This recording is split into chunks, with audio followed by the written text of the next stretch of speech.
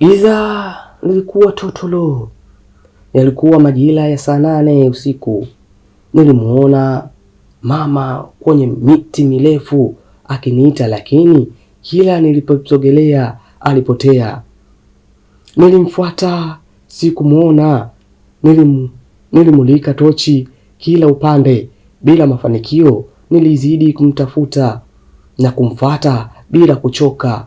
Kwa mbali nilimuona amesimama pembeni ya mti mrefu. Nikainua tochi na kumulika, lakini kabla sijamulika vizuri, nyuma yangu nilisikia mlio wa nyasi zikicheza. Nikageuka haraka kutazama. Walikuwa ni panya wakifukuzana kwenye nyasi. Haraka sana nikageuza macho kuangalia kule nilikomuona mama amesimama, lakini hakuwepo. Nilimulika tochi, sikuona kitu. Nilisogea hadi pale, lakini sikuona kitu. Nikazidi kwenda mbele huku namulika. Cha ajabu, nilimulika upande wa pili wa mto. Nilimuona akininyoshea mkono na kuniita niende. Mto ulikuwa mkubwa na hakukuwa na daraja. Bila uoga niliingia ndani ya mto na kuanza kuelekea aliko mama. Ghafla nikiwa katikati ya mto nilihisi kama kuna mikono ya watu imenishika miguu. Haraka sana nilivuta miguu ili kutoa pale, lakini ilishindikana. Ile mikono iliendelea kunivuta kwa nguvu. Nilihangaika kujitoa bila mafanikio. Taratibu nilizama. Kadri ile mikono ilivyokuwa inanivuta ndiyo nilivyokuwa nazama. Nilijaribu kupambana, lakini nilishindwa. Mwili wangu wote ulizama kasoro kichwa tu. Nikiwa nahangaika nilimwangalia mama huku napiga kelele. Mama alikuwa amesimama pale pale akaniangalia. Nikazama, maji yalinifika mdomoni na kuzama na kuanza kuyanywa. Nilipambana sana nisizame, lakini ilishindikana. Taratibu kichwa nacho kilizama, lakini ghafla nyuma ya aliposimama mama niliwaona wanawake 5 wamesimama, na mmoja alikuwa amenyanyua shoka juu akitaka kumpiga mama. Nilipiga kelele, mama, mama. Yule mwanamke alimpiga shoka mama. Nilistuka na kujikuta nipo kitandani huku nikiwa na hema kwa nguvu. Nilisema kumbe ndoto. Nilishuka kitandani na kwenda kuwasha taa. Ile ndoto ilinistua sana na kunifanya nianze kumwaza mama ambaye alikuwa amelazwa hospitalini. Hivi kuna usalama kweli hospitali? Hapana. Tukiwa hatakuwa kuna tatizo, haiwezekani. Ngoja nikamwangalie mama hospitalini, nilijiambia, na haraka sana nikavaa nguo na kutoka nje. Nilipiga dereva yebo anayenibeba, lakini hakupokea simu. Niliamua kutembea kwa miguu kuelekea hospitali. Giza lilikuwa totoro. Niliangalia muda, ulikuwa ni saa 9 usiku. Sikujali, akili yangu ilikuwa inamuwaza mama tu. Nilitembea haraka. Mtaa mzima ulikuwa kimya. Mbwa tu walikuwa wakibweka na kufukuzana. Ikiwa natembea kwa mbele, niliona kundi la mbwa wakiwa wamelala kwenye barabara ambayo ilibidi nipite. Walikuwa wengi sana, wote walikuwa weusi kimonekano. Hawakuwa mbwa wa kawaida. Nilijipa moyo kuwa dawa ya mbwa ni fimbo. Nilitafuta fimbo pale chini na nikaipata. Nikaondoka mawe na kuwarushia nikijua watakimbia ili mimi nipite. Baada kuwarushia mawe wale mbwa walisimama, lakini hakukimbia kama nilivyozani. Nilichukua jiwe lingine na kuwarushia, lakini cha ajabu hakubweka wala kukimbia. Niliguna moyoni, ili mbona balaa, mbwa gani hawa? Hawabweki wala hawakimbii. Nilijiuliza moyoni. Niliamua nirudi nyumbani, nibadili njia. Taratibu nilianza kurudi nyuma. Cha ajabu, wakati narudi nyuma, wale mbwa nao walianza nifuata taratibu. Mapigo yangu ya moyo yakaanza kwenda kasi, miguu ilianza kutetemeka kwa uoga. Hapa hakuna namna nyingine zaidi ya kukimbia, nilijiambia moyoni. Niliinama chini, nikavua sandals zangu nilizovaa na kuzishika mkononi. Bila kupoteza muda, nilivuta pumzi na kutaka kukimbia, lakini kabla sijakimbia alitokea baba mmoja na kunishika mkono. Usikimbie, aliniambia. Nikashangaa, yule baba sikumjua ametokea wapi. Nilisimama na kumwangalia. Cha ajabu, wale mbwa walimuona tu walianza kulia mlio wa ajabu na pale pale wakakimbia. Tuliongozana na yule baba tukawa tunaelekea kwenye barabara kuu. Tukiwa njiani, hakuwa aliyemuongelesha mwenzake. Tulitembea kimya kimya. Nikiwa natembea, ghafla nilishtuka nipo peke yangu. Yule baba alipotea kama upepo.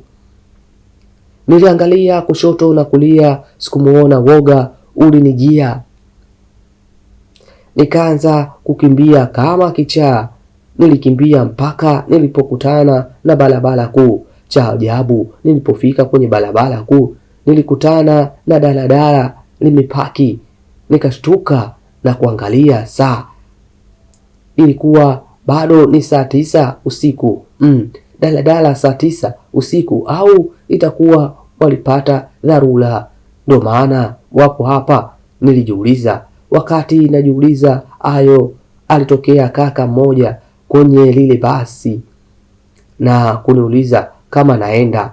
Ndio naenda, nilimjibu na nikaenda kupanda mle ndani. Nilikuta abiria wengi wakiwa wamekaa kwenye siti zao. Nilienda kukaa kwenye siti ya peke yangu. Haikuchukua muda, dereva aliwasha gari na safari ilianza. Nikiwa mle ndani nilianza kuhisi hali sio nzuri na wala sio kawaida. Wale abiria wengine walianza kuwaona kama binadamu wasio wa kawaida. Nilianza kutetemeka kwa woga. Haikufika muda nikawa nimefika kwenye kituo ambacho inabidi nishuke. Nilimwambia konda, akasimamisha gari. Nikashuka. Niliingia mkono mfukoni na kutoa hela na kumkabidhi.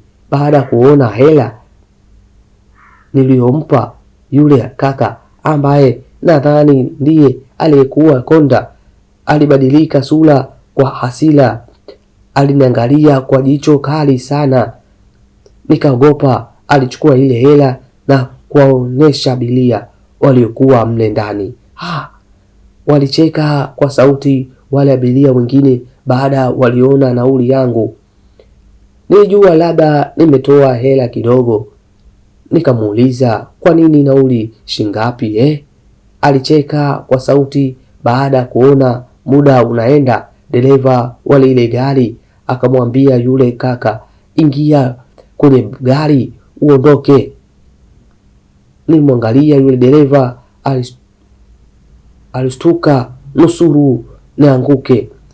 Alikuwa ni yule baba aliyenisaidia kule njiani kuwafukuza wale mbwa. Nilirudi nyuma kwa woga.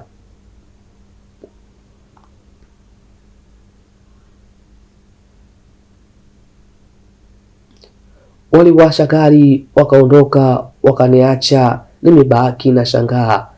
Niligeuka nyuma na kuanza kukimbia kuelekea hospitali. Kufika hospitali nikaingia, ila nilipofika kwenye geti la kwanza wodi, walinzi walinizuia. Wewe sasa 9 hii usiku huu unakuja kumuona nani? Aliniambia yule mlinzi. Mama, nilijibu huku nikiwa na hema.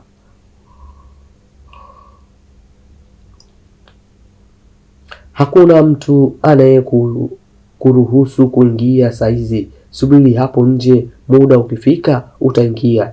Sikutaka kuendelea kubishana naye, nikakaa kwenye benchi lililoko pale nje kusubiria muda ufike niingie. Muda ulienda sana ya kuhudhuria kuingia ikafika, nikaingia ndani moja kwa moja kuelekea wodi aliyolazwa mama. Kufika pale nilikuwa hali ya mama sio nzuri, na mbaya zaidi nilimkuta yupo peke yake. Mdogo wangu ambaye alikuwa anamuuguza hakuwepo. Mama alikuwa anaongea vitu visivyoeleweka.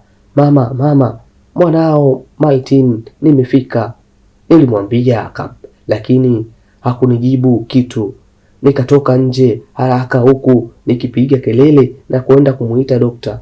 Daktari na manesi wawili walifika haraka hadi kwa mama. Wewe toka, subiri nje, aliniambia daktari. Bila kusita nilitoka na kwenda kusimama nje. Akili yangu haikuwa sawa, niliwaza mengi. Nilimwaza mama, pia niliwaza ile ndoto na lile daladala nililopanda ule usiku. Nikiwa kwenye mawazo pale nje, yule daktari alikuwa anamtibu mama alinipita huku akikimbia. Daktari, nilimwita huku nikimfuata kwa nyuma. Subiri hapo, aliniambia. Sikumwelewa. Nilitaka kuingia wodini, lakini nafsi yangu ilisita, ilibaki pale pale nje. Nikiwa naenda mbele na kurudi nyuma. Kiufupi sikutulia, nilikuwa nazunguka pale kama kichaa. Yule daktari alirudi na kuingia tena wodini. Nikiwa pale kwa mbali nilimuona mdogo wangu akija, nikimfuata haraka na kutaka kumzaba kibao. Alikuwa wapi? Kwa nini amemwacha mama peke yake?